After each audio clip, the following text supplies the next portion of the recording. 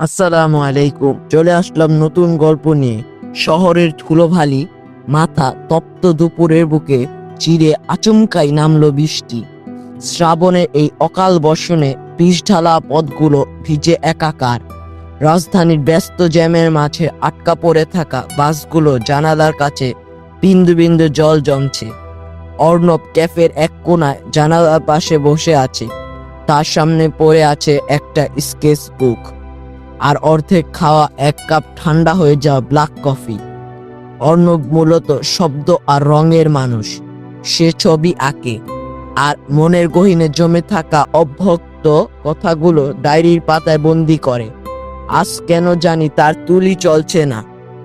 শূন্য সাদা পাতার দিকে তাকিয়ে সে যখন দীর্ঘশ্বাস ফেলছিল, ঠিক তখনই ক্যাফের কাচের দরজা ঠেলে ভেতরে ঢুকলো এক তরুণী। মেয়েটির পরনে হালকা নীল রঙের একটি কামিজ, কাঁধে ঝুলছে একটা চামড়ার ব্যাগ। বৃষ্টির ছাটে তার ওড়নার এক পাশ ভিজে লেপ্টে আছে শরীরের সাথে। কপালে এসে পড়া অবাধ্য চুলগুলো সরিয়ে সে যখন অর্ণবের ঠিক 2 টেবিল পরে সিটটাতে গিয়ে বসলো, অর্ণবের মনে হলো এক নিমিষে পুরো ক্যাফেটার পরিবেশ বদলে গেল। মেয়েটির চোখের দিকে তাকালে বোঝা যায় সেখানে এক বিশাল আটলান্টিক সাগর লুকিয়ে আছে, যে সাগরে ঢেউ নেই, আছে শুধু একরাশ নিস্তব্ধতা।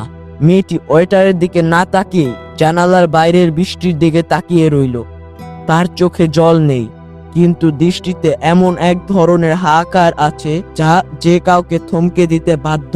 অর্ণব মন্ত্রমুগ্ধের মতো তার স্কেচ বুকটা হাতে নিল।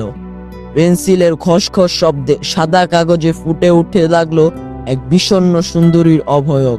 মিনিট 15 পর হঠাৎ মেয়েটির ফোন বেজে উঠল। ফোনটা কানে ধরতেই তার মুখভঙ্গি পাল্টে গেল।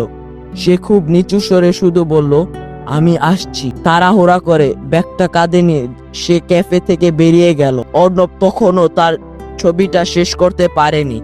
সে জানালার বাইরে তাকিয়ে দেখলো মেয়েটি বৃষ্টির মাঝে একটা রিস্কায় উঠে মিলিয়ে যাচ্ছে ধূসর কুয়াশার ভিড়ে। অর্ণব যখন নিজের কফির বিল দিতে উঠবে, তখন তার চোখ গেল মেয়েটি যেখানে বসেছিল সেই টেবিলটার দিকে। সেখানে পড়ে আছে একটা ছোট নীল রঙের খাম। হয়তো ব্যাগ থেকে ফোন বের করার সময় পড়ে গেছে। অর্ণব সাবধানে খামটা তুলে নিল। খামটার ওপর কোনো নাম নেই কোনো ঠিকানা, শুধু এক কোণায় ছোট করে লেখা অসমাপ্ত। খামটা হাতে নিতে অর্ণবের মনে এক অদ্ভুত শিহরণ খেলে গেল। সে কি খামটা খুলবে, নাকি অপেক্ষা করবে সেই রহস্যময় মেয়েটির জন্য? সে জানতো না এই নীল খামটাই তার সাজানো গোছানো জীবনের মোড় পুরোপুরি ঘুরিয়ে দেবে। বৃষ্টির শব্দ আরো জোরালো হচ্ছে। অর্ণব নীল খামটা পকেটে নিয়ে ক্যাফে থেকে বের হয়ে এলো।